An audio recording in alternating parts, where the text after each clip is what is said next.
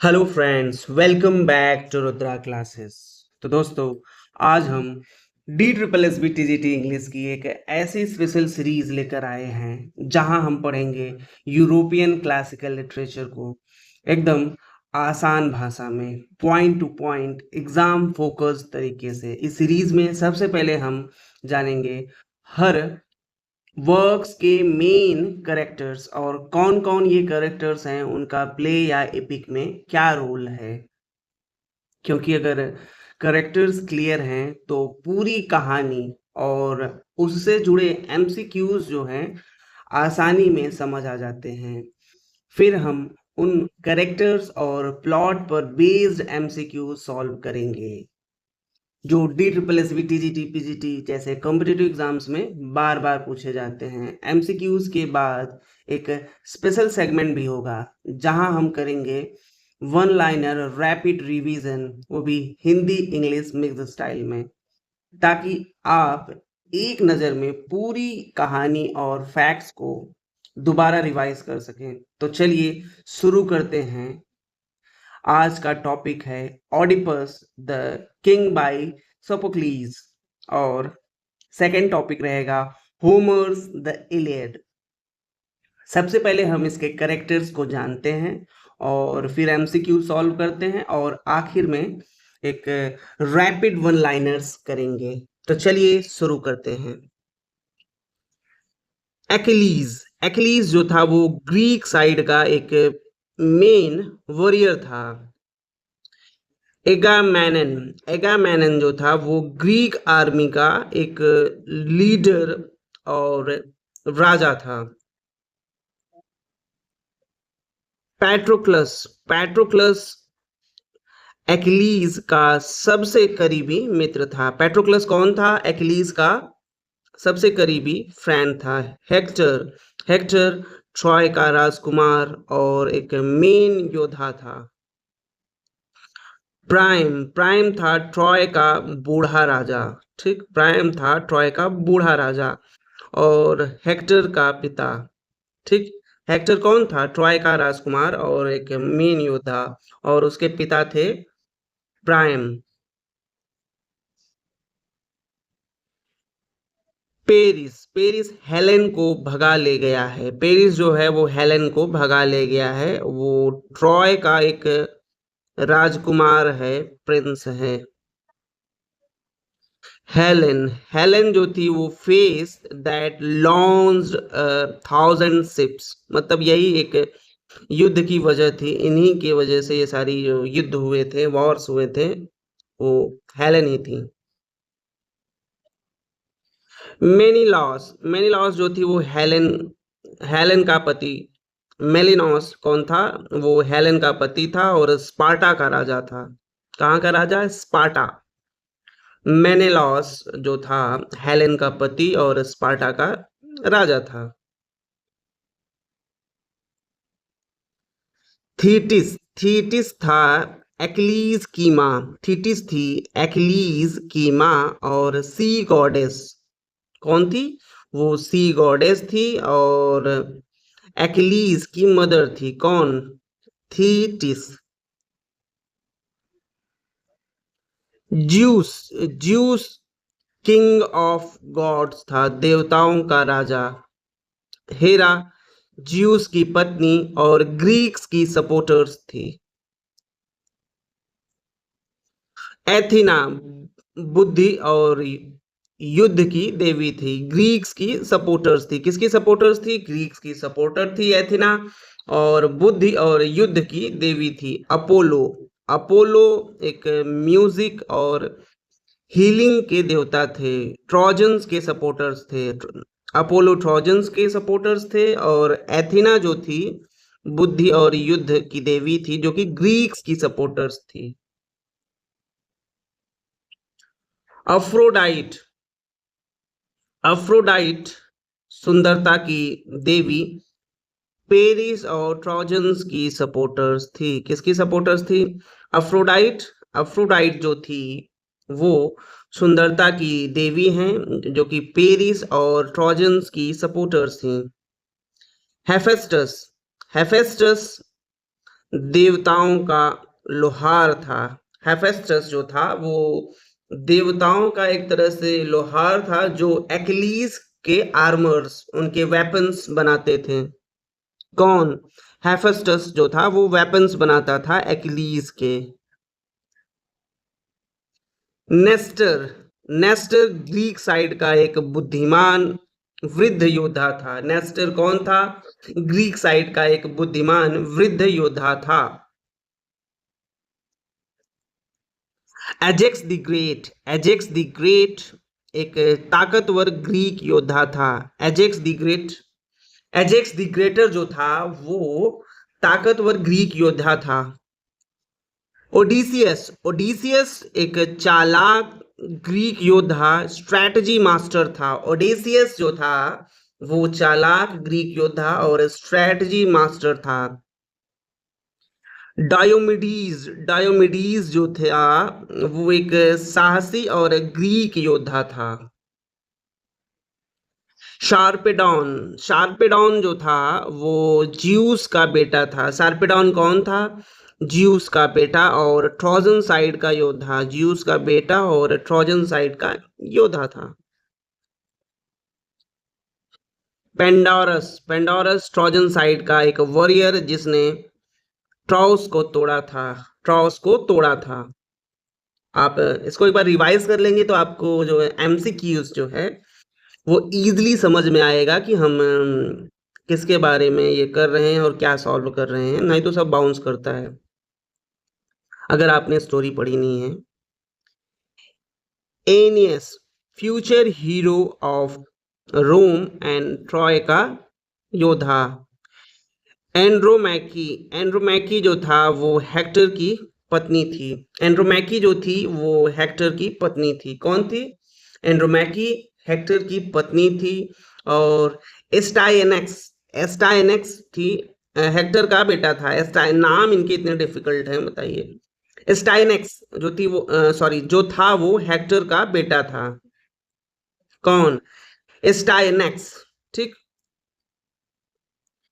और हेक्टर कौन था? ये ट्रॉय का राजकुमार और एक मुख्य योद्धा था।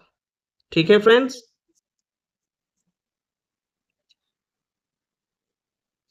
और स्टाइनेक्स हेक्टर का बेटा। हर्मीज, देवताओं का दूत और प्राइम को एक्लीज तक ले जाता है। ठीक। क्लियोस, क्लियोस जो था युद्ध में मिलने वाली यश और गौरव को कहते हैं। यह एक टर्म्स है, इसको भी आप नोट डाउन कर लीजिएगा कि क्लियोस मतलब होता है युद्ध में मिलने वाले यश या गौरव। ठीक, एक तरह से अवार्ड है। अरेट, अरेट जो होती है श्रेष्ठता या वीरता का सिद्धांत होती है। फेट या मोइरा जो भाग्य जो तय करे। और एपिक, एपिक तो आपको पता ही है कि एक लंबी कविता वीरता की कहानी। ट्रूस, अस्थायी युद्ध विराम जो था था ना इसके पहले एक क्वेश्चन कि ट्रूस को किसने तोड़ा था, तो ये वही चीज है कि एक सेकंड में आपको दिखा।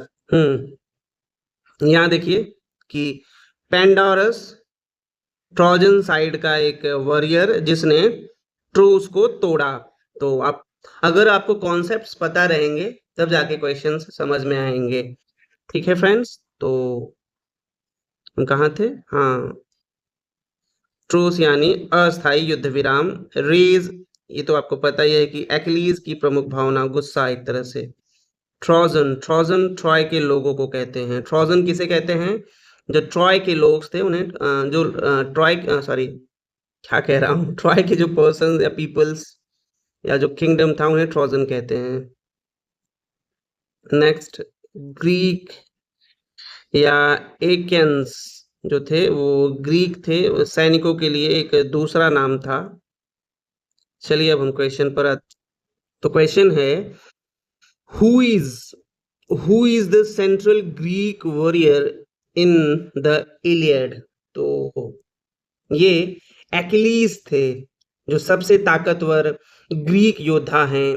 और द इलियड की पूरी कहानी उसी के गुस्से के, गुस्से यानी रेज, आप ये कीवर्ड माइंड में रखिएगा, रेस के इर्द गिर्द घूमती हैं और वो हीरो है लेकिन बहुत ही जिद्दी और गुस्सैल है।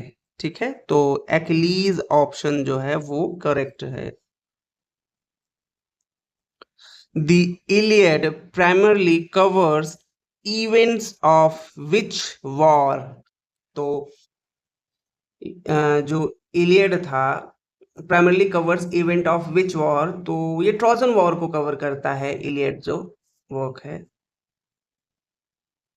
यह महाकाव्य जो है वो ट्रोजन वार के आखिरी सालों की कहानी है। ठीक, मतलब ये ट्रॉय और ग्रीस के बीच जो युद्ध हुआ था वो भी हेलेन की वजह से, बस उसी पर बेस्ड ये स्टोरी है। ठीक है, तो ट्रोजन वॉर होगा। Who is the king of Troy in the Iliad? तो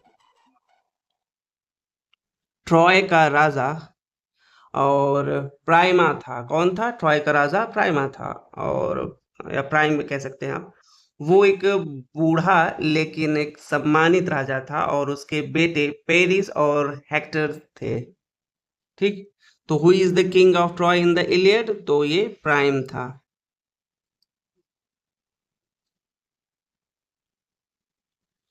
What causes Achilles to the withdraw from battle in the Iliad? ठीक, तो एक्लीज लड़ाई से हट जाता है क्योंकि एगामेनॉन उसकी प्रिय दासी ब्रीसेस को छीन लेता है और इससे वो अपमानित महसूस करता है। ठीक है, तो एगामेनन insults him.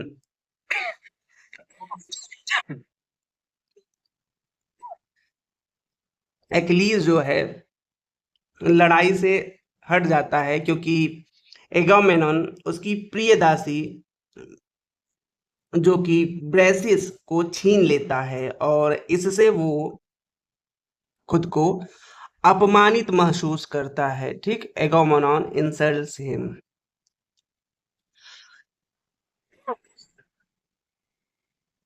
Who is the brother of Paris in the Iliad? तो हेक्टर था। पेरिस और हेक्टर जो थे वो दोनों प्राइम के बेटे थे। हेक्टर एक महान योद्धा और ट्रॉय की रक्षा करता था। ठीक है, तो हेक्टर है।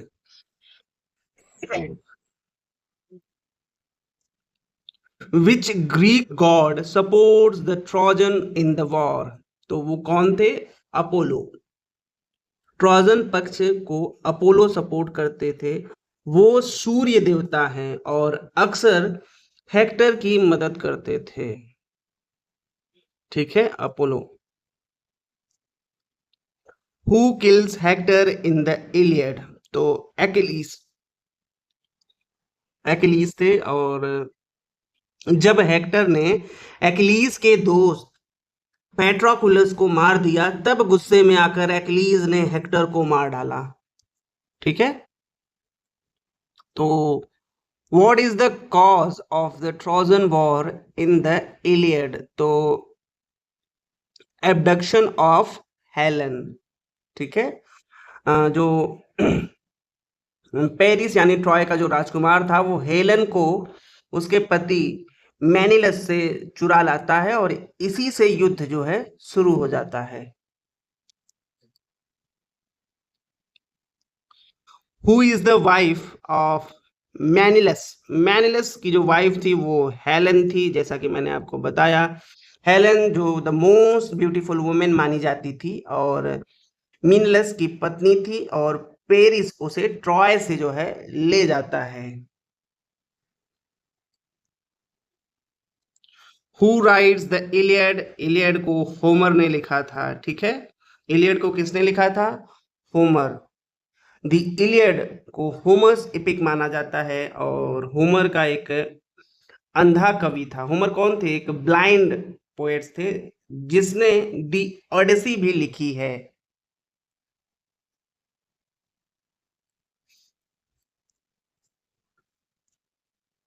Which Greek leader is the brother of Menelaus. तो एगामेनन थे। अ, जो मिनेलस था, मिनेलस और एगामेनन जो दोनों भाई थे। मिनेलस यानी हेलेन का पति था और जिसकी वजह से युद्ध हुआ था। एगामेनॉन ग्रीक आर्मी का लीडर था, इसलिए ये एक इम्पोर्टेंट फैमिली कनेक्शन है।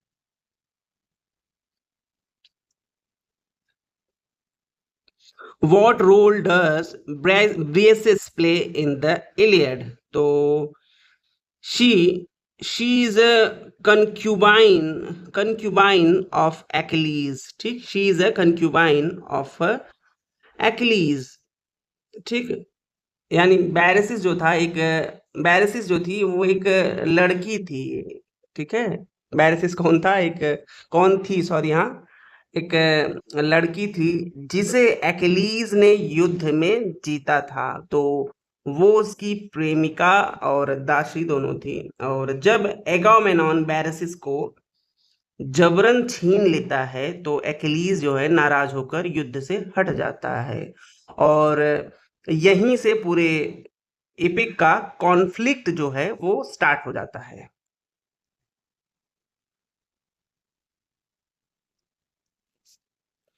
Who is Patroclus to Achilles? तो बेस्ट फ्रेंड थे वो।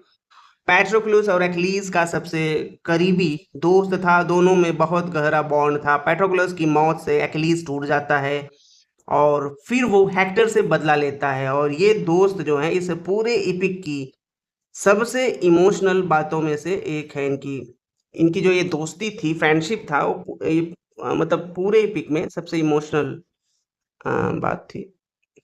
कुछ इस तरह से इंसिडेंट्स हुए। Who wears Achilles' armor in the battle to motivate the Greeks? तो पैट्रोक्लस तो था। एक्लीज ने लड़ाई छोड़ दी थी, तो पैट्रोक्लस ने उसका आर्मर पहनकर लड़ाई की और मकसद था ग्रीक आर्मी का मनोबल बढ़ाना। लेकिन हेक्टर ने उसे एक्लीज समझकर मार डाला और इस गलती ने कहानी को एक नया क्लाइमेक्स दिया। पैट्रोक्लस। What is the fate of Patroclus in the Iliad? तो he is killed by Hector, ठीक है। he is killed by Hector। तो हेक्टर ने पेट्रोक्लस को मारा क्योंकि उसे लगा कि वो एक्लीज है और पेट्रोक्लस के आर्मर पहने हुए था। उसकी मौत से एक्लीज बहुत गुस्से में आ जाता है और फिर वो खुद को युद्ध में लौटा लेता है। और यही पिक का एक टर्निंग पॉइंट था।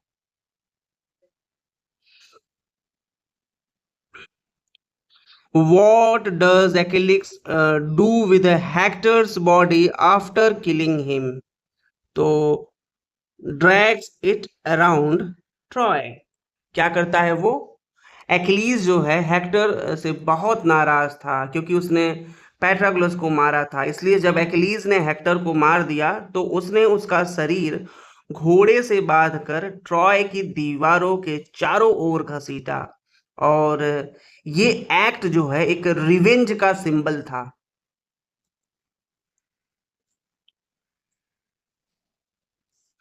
Who convinces Achilles to return Hector's body to Priam? तो ये जीसस थे। कौन थे?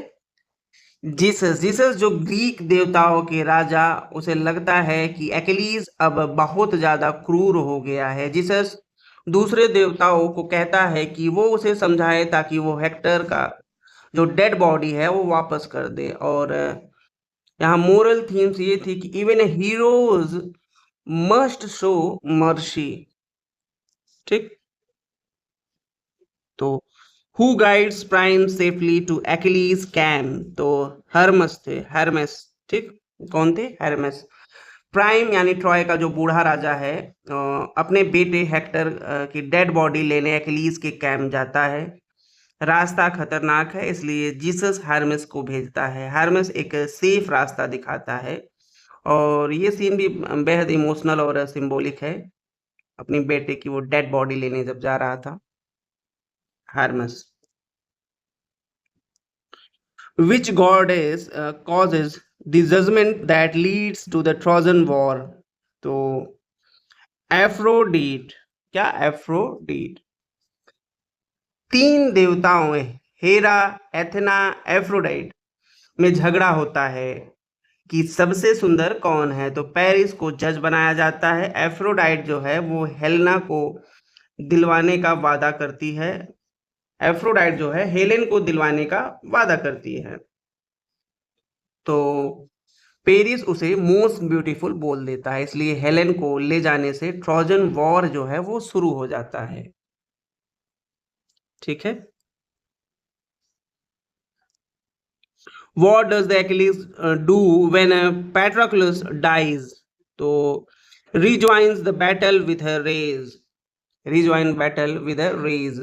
पैट्रोक्लस की मौत एक्लीज के लिए एक इमोशनल ब्रेकडाउन था। वो गुस्से और दर्द से भर जाता है, फिर खुद को युद्ध में लौटाता है और हेक्टर को मार डालता है, और यही एक्लीज के रिवेंज आर्क की एक शुरुआत होती है। What is the relationship between Hector and एंड्रोमेके? वो एक हस्बैंड वाइफ थे। क्या थे? Husband and wife.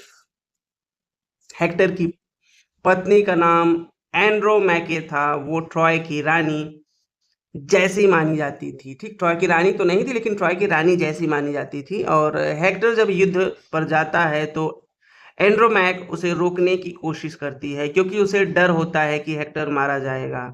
और यह सीन जो है ग्रीक लिटरेचर में फैमिली लव वर्सेस ड्यूटी का एक बहुत बड़ा सिंबल माना जाता है। Who is Achilles mother? ठीक, हु इज एक्लीज मदर? तो थीटिस थी। कौन थी? थीटिस।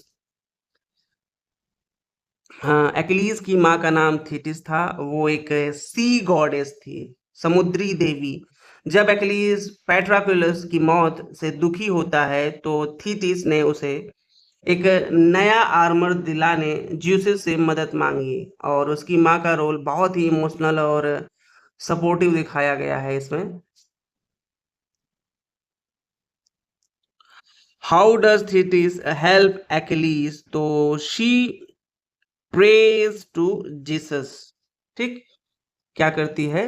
जब एगामेनॉन एक्लीज का अपमान करता है तो एक्लीज दुखी होता है। उसकी माँ थीटिस जीसस से प्रार्थना करती है कि ग्रीक्स हारने लगे, ताकि उन्हें एक्लीज की अहमियत समझ आए। और ये ग्रीक गॉड्स के पॉलिटिक्स और इंटरफियरेंस का एक क्लासिक एग्जाम्पल है।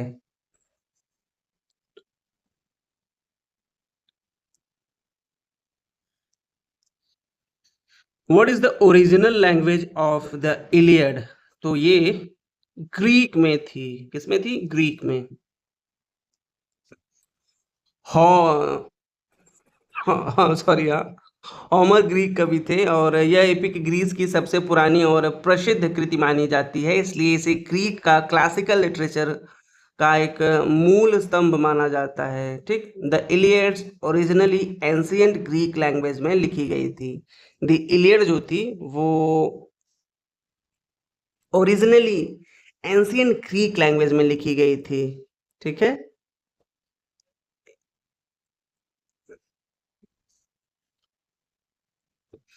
What literary form is the Iliad written in? तो epic poetry। किस लिटरेरी फॉर्म में लिखा गया? वो द इलियड एक एपिक पोएम है। एपिक का मतलब एक लंबी कविता जो किसी हीरो की कहानी या महान युद्ध बताती है। इसमें एक्लीज की कहानी, ट्रोजन वॉर, गॉड्स का हस्तक्षेप और ट्रेजेडी सब कुछ होता है। Who forces new armour for Achilles? तो ये एफासेटस। एफासेटस था। जब प्रोटोक्लस मारा जाता है और उसकी बॉडी जो है वापस आती है, तो उसका पहना हुआ आर्मर जो था वो हेक्टर ले चुका था। ठीक है। तब एक्लीज को फिर से युद्ध में जाना होता है, लेकिन उसके पास आर्मर नहीं होता है। तो उसकी माँ थिटिस देवताओं के लोहार यानी हेफासिटस से कहती है कि वो उसके लिए एक नया आर्मर बनाए। तो जो हेफासिटस था वो ग्रीक देवताओं का एक ब्लैक स्मिथ था, यानी लोहारों का देवता, लोहार देवता था, सॉरी, हाँ।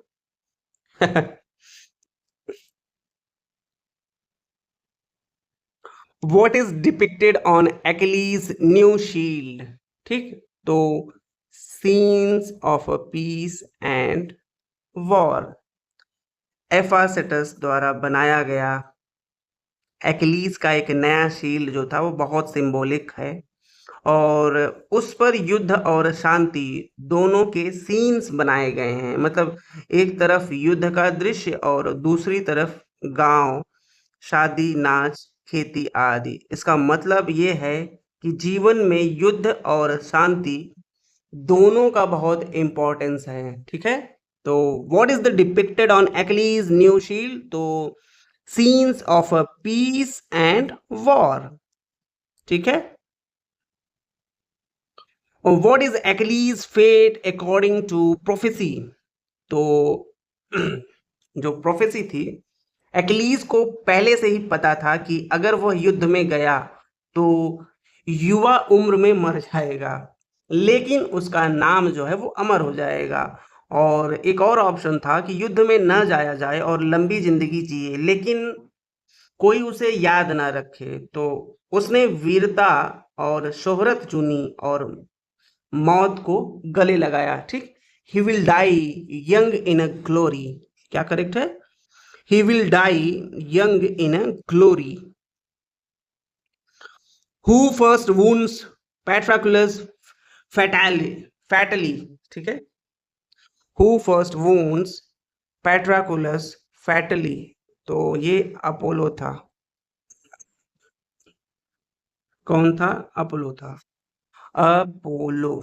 पैट्राकुलस जब एकिलीज का आर्मर पहनकर युद्ध करता है तो वह ट्रॉय के सैनिकों को मारता है, और तभी अपोलो, जो ट्रोजन साइड के सपोर्टर हैं, उसे पीछे से वार करके कमजोर कर देते हैं।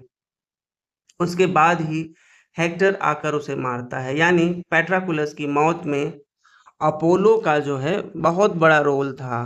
ठीक, किसका? अपोलो का।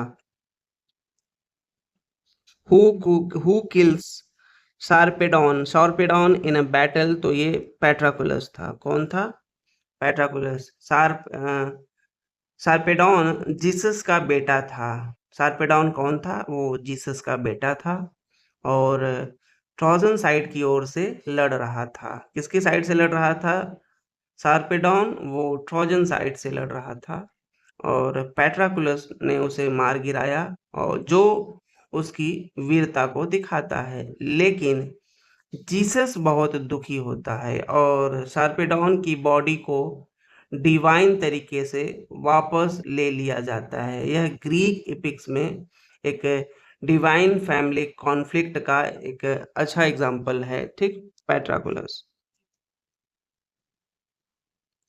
What role does Hera play in the war? तो helps Greek due to grudges against Troy. ठीक, तो हेरा जो थी वो जीसस की पत्नी और एक बहुत शक्तिशाली देवी है।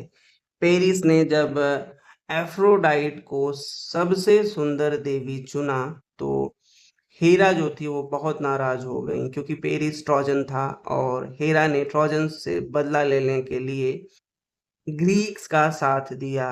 हेरा की तरफदारी पर्सनल इंसल्ट की वजह से थी, न कि कोई एक मोरल रीजन था। ठीक है friends.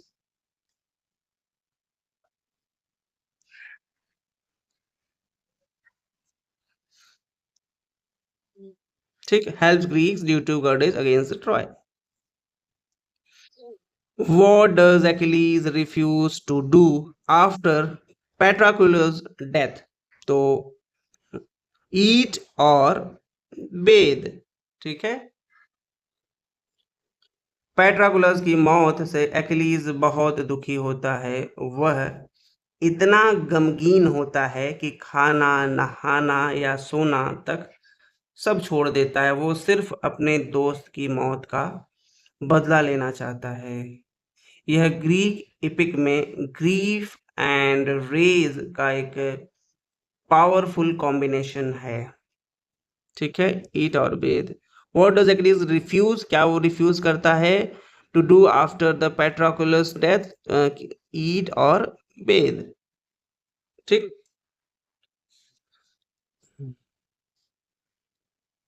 How long does the mourning of Hector's last in Troy? तो जब हेक्टर की डेथ होती है तब उसका शरीर एक्लीज के पास होता है। बाद में प्राइम, ट्रॉय का राजा यानी हेक्टर का जो पिता था, वो एक्लीज से उसका शरीर वापस ले आता है। इसके बाद ट्रॉय में 12 दिनों तक शोक मनाया जाता है।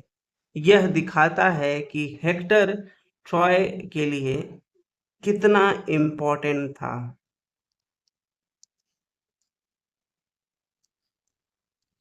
Which god delivers Priam's message to Achilles? तो ये हार्मस था। कौन था? हार्मस था।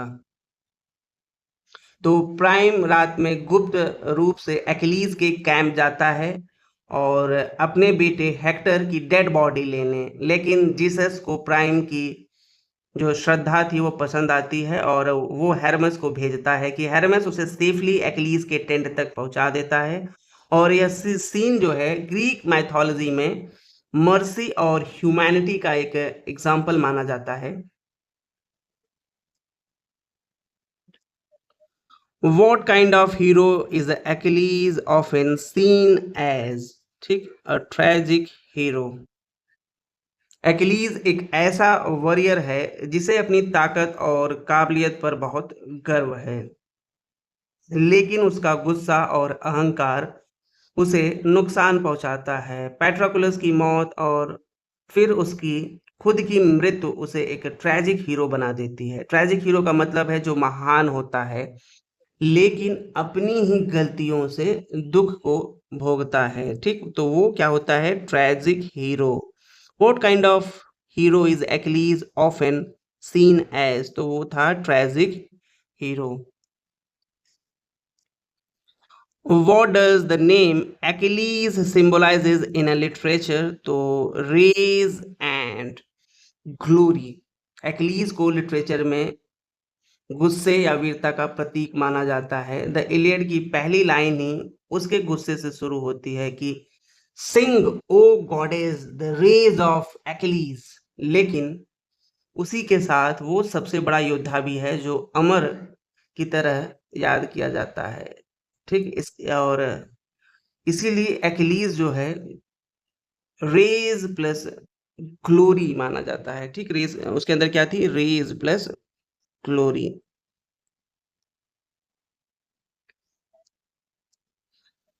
How does Paris kill Achilles as per later tradition? ठीक, तो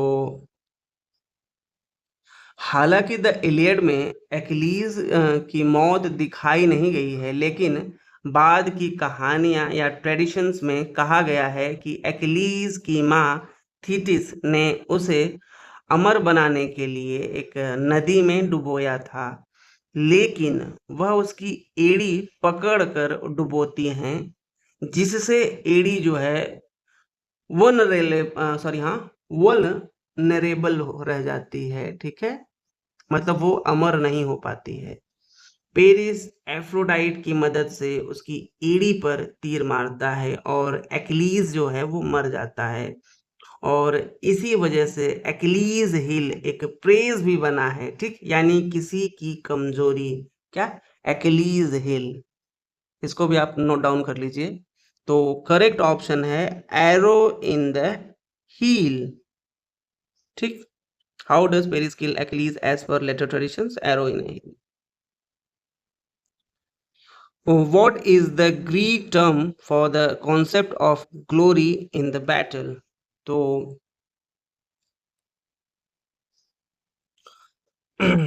क्लियोस, ठीक, एक ग्रीक शब्द है जिसका मतलब होता है युद्ध में हासिल की गई शोहरत या प्रसिद्धि। ठीक, तो ग्रीक हीरोज अपने नाम को अमर करने के लिए लड़ते हैं। ठीक, किस लिए वो लड़ते थे? अमर करने के लिए अपने नाम को। तो एक्लीज भी क्लियोस पाने के लिए ही ट्रॉय गया था। भले ही उसने अपनी मौत का उसको पता था कि उसकी मौत हो जाएगी, लेकिन वो क्लियोस के लिए गया था। किसके लिए? यह एक टर्म है क्लियोस, जिसका मतलब होता है नेम फेम थ्रू ब्रेवरी। ठीक है, तो ये करेक्ट ऑप्शन क्या होगा? क्लियोस। Which Greek hero is known for his cunning intelligence in the Iliad? तो ओडिसिस है। क्या है? ओडिसिस।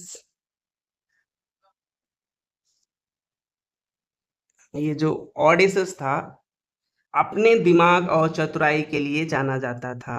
वो लड़ाई में ज्यादा दिमाग से काम करता था, और बाद में उसी ने वुडन हॉर्सेस का आइडिया दिया जो ओडेसीज में आता है। द इलियड में भी वो सलाह देता है कि युद्ध को समझदारी से लड़ने के लिए। ठीक, तो ओडेसिस कौन था? एक स्मार्ट योद्धा। ठीक है friends, Odysseus. Which god saves Aeneas during battle? तो अपोलो। कौन था? Apollo.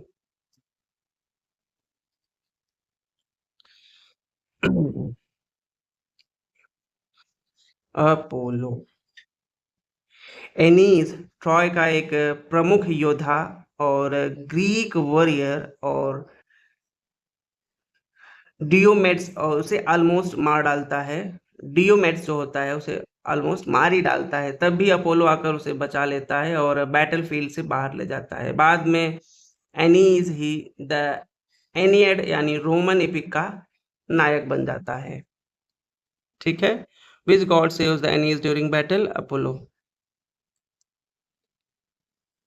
What theme is not present in the Iliad? तो रीबर्थ जो है, ये थीम जो है इलियड में नहीं है। द इलियड में बहुत सारे मेजर थीम्स हैं, जैसे ऑनर हो गया यानी सम्मान, हर योद्धा अपनी इज्जत के लिए लड़ता है। फेट हो गया यानी भाग्य, हर किसी का जो अंत है पहले से ही तय है। रेज गुस्सा, जैसे एक्लीज का गुस्सा पूरी कहानी को चलाता है। लेकिन रीबर्थ यानी पुनर्जन्म जैसा कोई थीम द इलियड में नहीं है। ग्रीक मैथोलॉजी में रिक्रिनेशन की बात जो है वो रेयरली ही आती है। ठीक,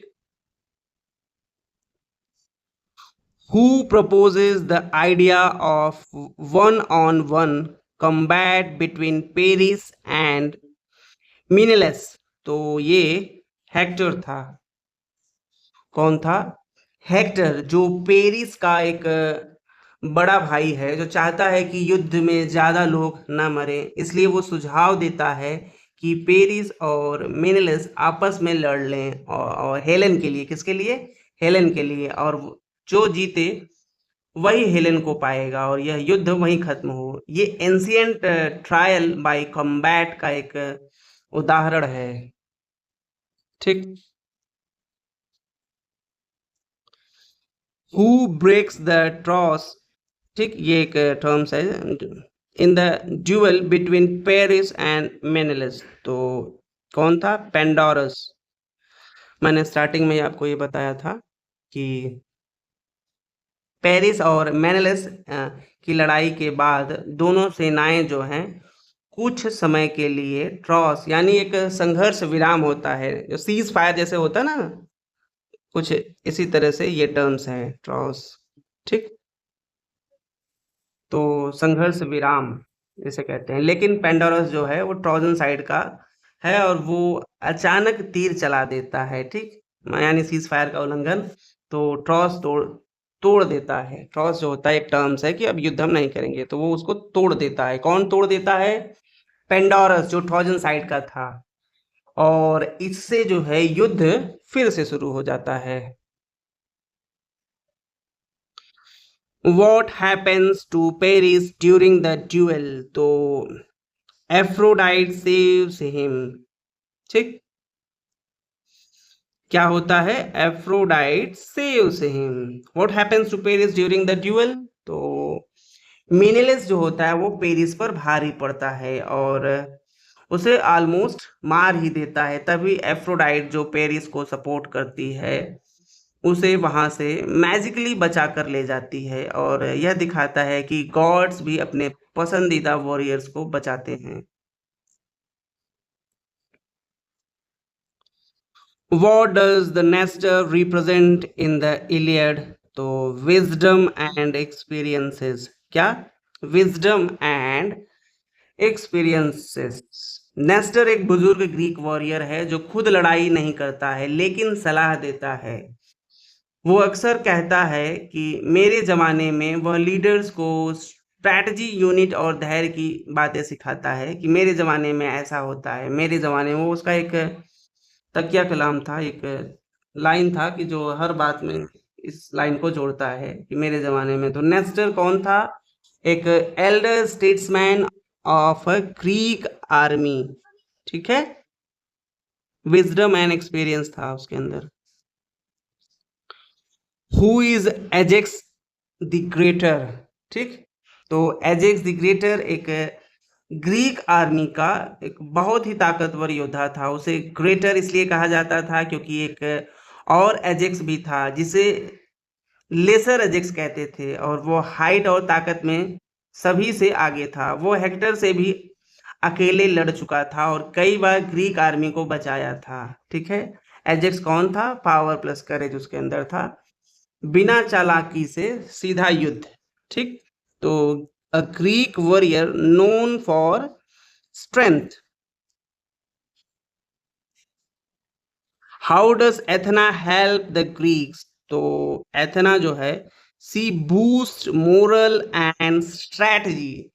ठीक है, तो एथना युद्ध की देवी है लेकिन वो स्ट्रैटेजी और बुद्धि की भी देवी है। वह ग्रीक योद्धाओं का साहस, उनको साहस देती है, स्पेशली ऑडिसस और डियोमेडस को, और वह गलतफहमी भी फैलाती है जिससे ग्रीक आर्मी को फायदा होता है। और एथना का यह सपोर्ट यानी ग्रीक आर्मी के दिमाग और उत्साह को बढ़ावा देना होता है। She boost morale and strategy. What is the role of Diomedes in the Iliad? तो वो डियोमेड्स जो था एक वीर ग्रीक योद्धा है जो शुरू के बुक्स में एक्लीज के न होने पर फ्रंट में लड़ता है। ठीक, और एक समय पर वो इतना साहसी होता है कि गॉड्स पर भी हमला कर देता है, यानी एफ्रोडिट को घायल कर देता है। वो एरिनास पर भी हमला करता है।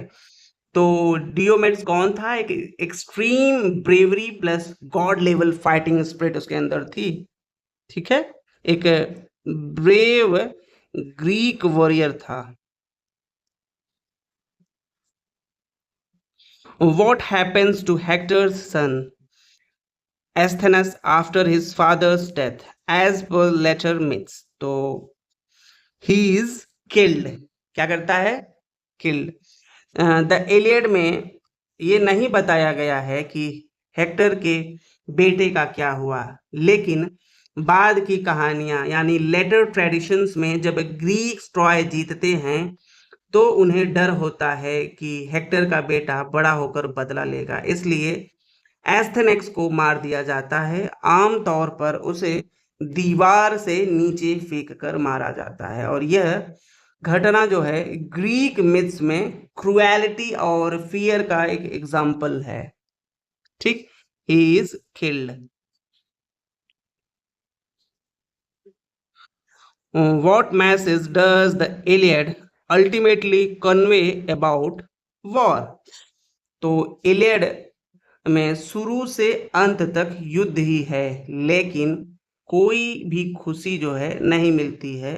हजारों मौतें होती हैं। ठीक, वीरता के बाद भी दुख ही आता है, जैसे एक्लीज, हेक्टर, पेट्रोकुलस सभी मर जाते हैं। इसलिए इसका जो मेन मैसेज है यह निकलता है कि वॉर में bring glory but ultimately it brings loss, pain and destructions. ठीक है, तो it is meaningless and destructive. तो चलिए फ्रेंड्स, ये हमारा वन लाइनर्स आ गया, इसको भी देख लेते हैं। एक रैपिड रिवीजन फॉर्मेट है ये, तो फटाफट इसको देखते हैं। एक्लीज का सबसे करीबी दोस्त कौन था? तो पैट्रोकुलस था।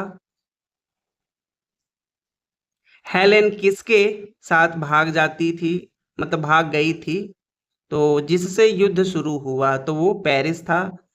एक्लीज ने युद्ध क्यों छोड़ा? तो एगामेनॉन ने बैरसिस छीन ली थी। हेक्टर कौन था? यह ट्रॉय का राजकुमार और मुख्य योद्धा था। एक्लीज ने पैट्रोक्लस की मौत का बदला किससे लिया? वो हेक्टर से लिया था। ठीक है था। ट्रोजन वार का मुख्य ग्रीक राजा कौन था? तो वो एगामेनॉन था। ठीक है। दी इलियड, दी इलियड की शुरुआत किस थीम से शुरू होती है? ठीक है, तो ये एक्लीज के रेज से शुरू होती है। एक्लीज की माँ कौन थी? तो वो थीटिस थी, जो कि सी गॉडेस थी। पेरिस की रक्षा किस देवी ने की थी? एफ्रोडाइट ने की थी। ट्रॉय की रानी और हेक्टर की पत्नी कौन थी? तो एंड्रोमेके, एंड्रोमेके थी।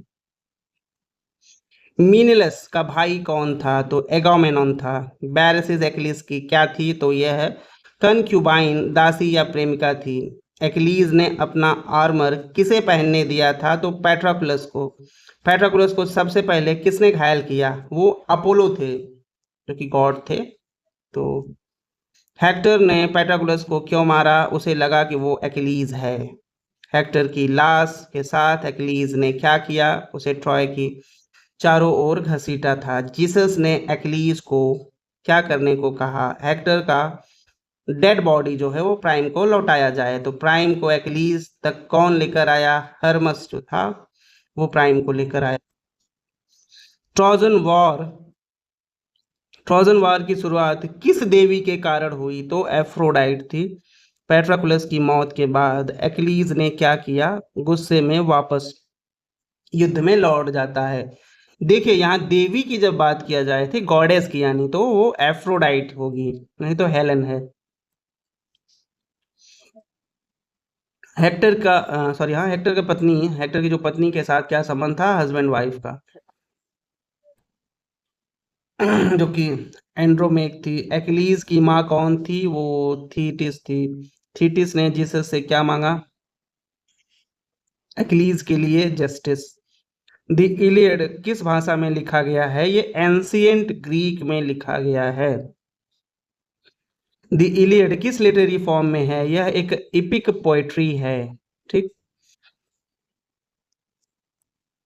एक्लीज का नया आर्मर किसने बनाया? एफोसेडस, जो लोहार देवता हैं। ठीक। उसके शील्ड पर क्या चित्रित था? Scenes of peace and war. भविष्यवाणी के अनुसार एक्लीज का भाग्य क्या था? ग्लोरी के साथ युवा अवस्था में मृत्यु। एक्लीज को ये पहले ही पता था। पैट्रोकुलस को पहली बार किसने मारा? तो वो अपोलो थे। सार्पेडोन को किसने मारा? पैट्रोकुलस ने। हेरा युद्ध में किसका पक्ष लेती है? तो वो ग्रीक्स का पक्ष लेती है, जो ट्रोजन से बदला लेते हैं। पैट्रोकुलस की मौत के बाद एक्लीज क्या नहीं करता? न खाता है, न नहाता है, न पीता है। हेक्टर के मरने पर ट्रॉय में कितने दिन तक शोक मनाया गया? तो 12 डेज थे। प्राइम का संदेश एक्लीज तक कौन लाया? तो हर्मस लाया था। एक्लीज किस टाइप का हीरो है? तो वह एक ट्रेजिक हीरो है। ठीक है। लिटरेचर में एक्लीज किसका प्रतीक है? तो रेज और ग्लोरी का। बाद की कहानियों में एक्लीज की मौत कैसे हुई? Arrow in the heel. ठीक, वो भी पेरिस के द्वारा। ग्लोरी इन द बैटल के लिए ग्रीक टर्म क्या है? क्लियोस। ठीक है, क्या है?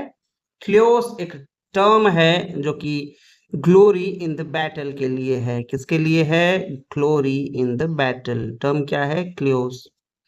ग्रीक आर्मी का सबसे चालाक योद्धा कौन था? ओडिसिस। आप इसको नोट डाउन कर लीजिएगा, हाँ, मतलब मेमोराइज कर लीजिए, इंपॉर्टेंट है।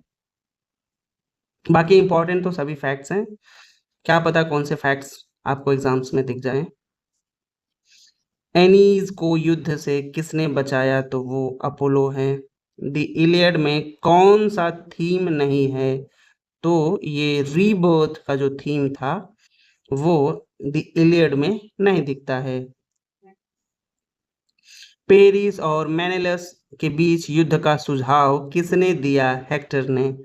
ट्रॉस को किसने तोड़ा था?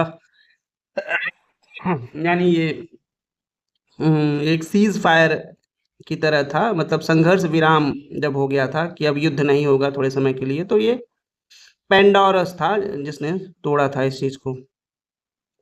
पेरिस को ड्यूएल से कौन बचाता है? तो वो एफ्रोडाइट थे जो पेरिस को ड्यूएल से बचाते हैं। नेस्टर का रोल क्या है? विजडम एंड एक्सपीरियंसेस, ठीक है।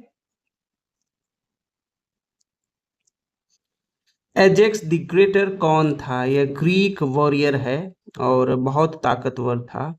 एथेना ग्रीक्स की कैसे मदद करती है? वो स्ट्रैटेजी और मोरल बढ़ाकर। डियोमेड्स कौन था? एक बहादुर ग्रीक योद्धा है। हेक्टर के बेटे एस्थेनेक्स का क्या हुआ? वो मार डाला गया एज पर ट्रेडिशन, ठीक, जो हेक्टर का बेटा था एस्थेनेक्स।